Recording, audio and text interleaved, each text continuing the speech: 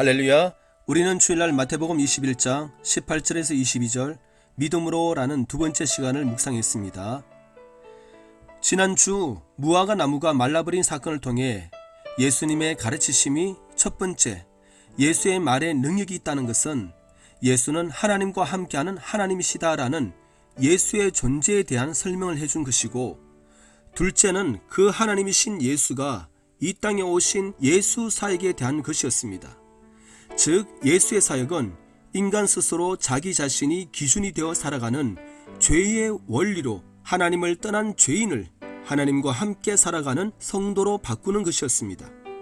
그리하여 인간의 탄생도 하나님으로, 인간이 살아가는 삶의 원리도 하나님으로, 영원토록 하나님과 함께 살아가는 그 성도의 회복, 이 예수 사역의 결과가 바로 두 번째 내용이었습니다. 오늘은 본문에 나온 예수님의 대답의 의미를 조금 더 깊이 묵상하며 하나님의 은혜를 나눠보도록 하겠습니다. 본문은 무화과 나무가 예수님 말씀 한마디에 곧 말라버리니 제자들은 이렇게 된 이유와 이렇게 하시는 예수님의 능력에 대하여 물었습니다. 이에 예수님은 진실로 내가 너희에게 말하노니 너희에게 믿음이 있고 의심하지 않으면 이 무화과 나무에 일어났던 일을 할 뿐만 아니라 이 산더러 옮겨져 바다에 빠지라고 말하여도 그렇게 되리라. 또 기도할 때에 무엇이든지 너희가 믿고 구하는 것은 다 받으리라 라며 친절하게 대답해 주셨습니다. 자, 여러분들은 지금 예수님의 대답을 보면서 뭐 이상한 점 발견 못하셨나요? 지금 제자들의 질문은 어떻게 말로 이러한 능력이 나타나는지 그 권세에 대해 물었지, 어떻게 하면 자신들도 이렇게 할 수 있는지 그 방법에 대해서는 묻지 않았다는 것입니다. 그런데 예수님은 자신의 능력이 어떻게 나타나게 된 것인지는 그 설명은 안 하시고, 제자들 너희들도 무엇이든지 믿기만 하면 이런 일을 할 수 있는 기도의 비법에 대해서 그들에게 알려주신 것처럼 보인다는 것입니다. 그러니 실제로 본문의 말씀을 묵상한 수많은 사람이 믿음의 기도에 대하여 예수님이 알려주셨다라고 해석하고, 무화과 나무는 이스라엘을 상징하는 것으로 무화과 나무가 마른 것은 이스라엘의 성전 파괴에 대한 예수님의 예언적 말씀과 더불어 성도는 이러한 환난 날에 의심하지 않는 믿음으로 살라라는 이러한 의미로 대부분 해석을 합니다. 정말 본문의 말씀이 그러한 의미라고 한다면 제자들이 예수님에게 질문을 했을 때 예수님은 기다렸다는 듯이 바로 예루살렘 성전이 파괴될 예언에 대하여 제자들이 정확하게 알아들을 수 있도록 말씀하셨을 것입니다. 그런데 예수님은 이스라엘 성전 붕괴는 단 한 말씀도 언급하지 않으시고 대신 전혀 엉뚱한 대답 같은 믿음과 기도에 대해서 말씀해 주셨습니다. 자, 그렇다면 우리는 두 가지를 생각해 볼 수 있습니다. 예수님은 제자들에게 너무 어려운 답변으로 제자들이 전혀 알아듣지 못했으니, 첫째는 예수님은 교육의 소질이 없거나, 둘째는 무화과 나무의 사건의 의미는 이스라엘 성전 붕괴에 대한 그런 의미가 아니다라는 것입니다. 하지만 최고로 지식이 뛰어나신 예수님이 무화과 나무 사건에서 성전 붕괴에 대해 깜빡하시는 그런 분이 아니라는 것을 보아 절대로 첫째 이유는 될 수 없을 것이니 예수님의 대답은 그런 의미가 아닌 다른 의미로 묵상함이 분명해 보입니다. 그 다른 의미는 바로 예수님의 대답에서 찾는 것, 이 또한 너무나 당연한 말일 것입니다. 21절의 예수님 말씀 속에 분명히 무화과 나무에 일어났던 일을 언급하셨습니다. 즉 예수님은 무화과 나무가 말라버리게 하신 후 제자들의 질문에 기다렸다는 듯이 답하셨다라는 말씀입니다. 이러한 예수님의 대답을 먼저 인간이 해야 할 방법론으로 묵상하게 되면 의심 없는 굳건한 믿음의 기도가 강조점으로 보이게 되겠지만, 하나님의 은혜로 누리게 되는 하나님의 은혜로 묵상하게 되면 너희의 말과 기도를 듣고 응답하시는 하나님이 계시다라는 그런 내용이 되는 것입니다. 자, 오늘날 기독교가 세상 사람들에게 비방과 온갖 욕을 먹는 그 이유의 가장 본질적인 문제는 하나님의 말씀을 인간이 해야 할 인간의 과업으로 이해하고 인간이 시도해 보려고 애썼기 때문입니다. 즉 예수님 말씀의 강조점을 하나님의 은혜로 성도가 누리게 될 말씀이 아니라 인간이 행할 자세에다 두었으니 예수님 말씀을 있는 그대로 믿고 순종하려고 하면 할수록 온전히 순종할 수도 없는데 그래도 순종하려고 애쓰니 점점 더 이상하게 되는 것입니다. 그러니 오늘 본문의 예수님 말씀에도 고지 곧대로 믿지만 언제나 문제는 속으로 늘 의심하는 마음이니 그 의심의 마음을 벗어버리고 흔들리지 않는 굳건한 믿음으로 행해보지만 실제로 믿는 대로 잘 되지 않으니 자신의 믿음을 탓하며 또 믿어봅니다. 하지만 또 안되고 그렇게 갈등하며 믿고 실패하는 것을 계속 반복해봅니다.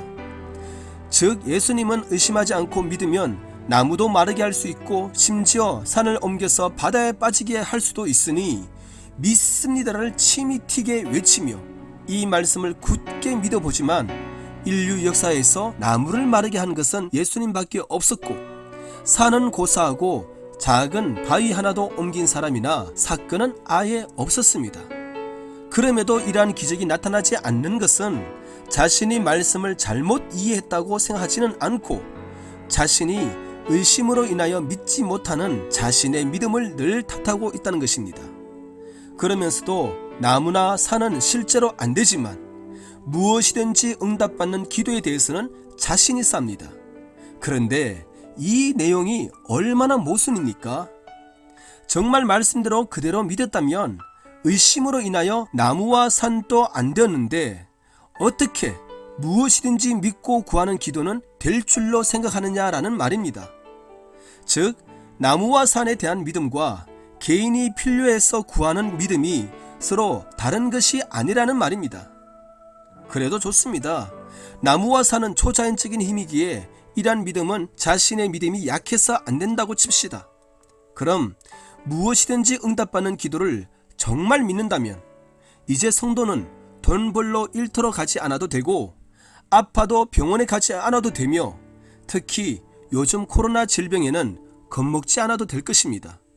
왜냐하면 믿음으로 질병도 걸리지 않을 것이고 혹여 걸렸다 할지라도 금방 치유될 것이기 때문입니다. 이처럼 믿음만 있으면 돈이면 돈, 건강이면 건강, 사업이면 사업, 세상의 그 무엇이든지 우리가 믿고 구하면 다 받을 수 있다라는 것입니다. 그런데 오늘날 이렇게 믿고 있는 성도님 중에서 늘 교회에서 기도만 하시는 분은 없습니다. 돈이 필요해서 기도하시면서 일터로 가시고 치유가 필요해서 기도하시면서 병원에 가시더라라는 것입니다. 이렇게 할 거면 굳이 기도하지 않아도 돈 벌고 굳이 기도하지 않아도 병원에서 회복되니 기도해서 돈 버는 것과 기도하지 않고 돈 버는 것의 차이가 뭡니까? 성경은 사람의 일상적인 삶을 얼마나 소중하게 말해주는지요. 요즘 하나님을 모르는 사람들도 일상적인 삶의 그 소중함을 절실히 느끼며 소중하게 여깁니다. 성경에는 일상적인 삶에 대하여 하나님의 마음으로 살 것을 가르쳐 줍니다. 그런데 재미있는 것은 이런 삶을 가르쳐 주시는 하나님이 인간의 능력을 넘어서는 초월적인 존재다라는 것입니다. 그리고 성도는 그 초월적인 존재인 하나님을 믿고 의지하는 것입니다. 그래서 성경에는 초월적인 하나님으로 인하여 신비로운 사건이 많이 나옵니다.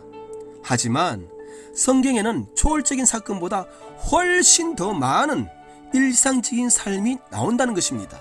그리고 그 일상적인 삶 속에서 하나님의 말씀은 초월적인 능력으로 살게 하시는 것이 아니라 지극히 일상적인 삶을 살게 해주십니다. 그런데 본문에 나온 예수님의 말씀은 분명히 인간의 이해를 넘어서는 초월적인 믿음의 초월적인 삶인 것입니다.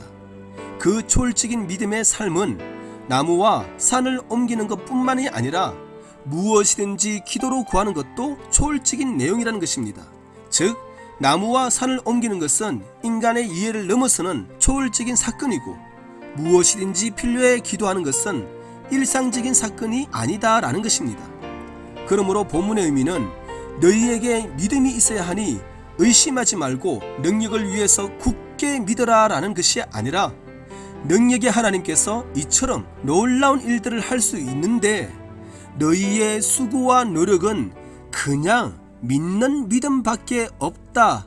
너희는 그냥 기도하는 것밖에 없다라는 그런 말씀인 것입니다.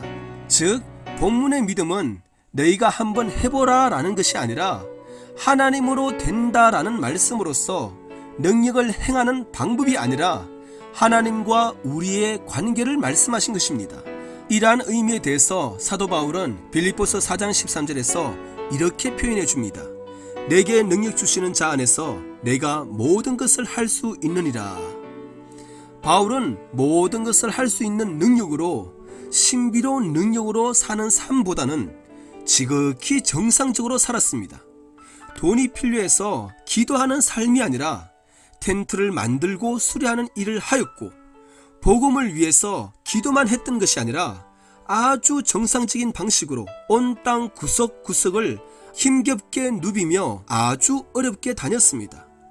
그가 이렇게 살았던 것은 의심으로 인하여 믿음이 부족하였기 때문이 아니라 능력으로 나무와 산을 옮기는 초월적인 사건보다 훨씬 더 놀라운 삶을 깨달았기 때문입니다.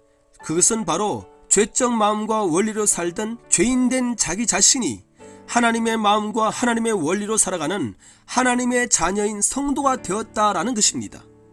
이는 예수 그리스도의 사역의 결과로서 인간의 원리나 인간의 노력으로 사는 것이 아니라 하나님의 원리로, 하나님의 은혜로 사는 것.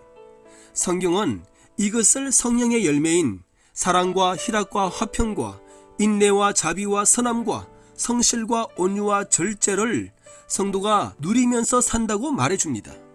즉 성령이 우리 안에서 이러한 성품으로 살도록 해주신다라는 것이지, 요술 램프의 지니에게 비는 것처럼 하나님께 기도하여 응답받는 초월적인 삶을 살지 않는다라는 것입니다.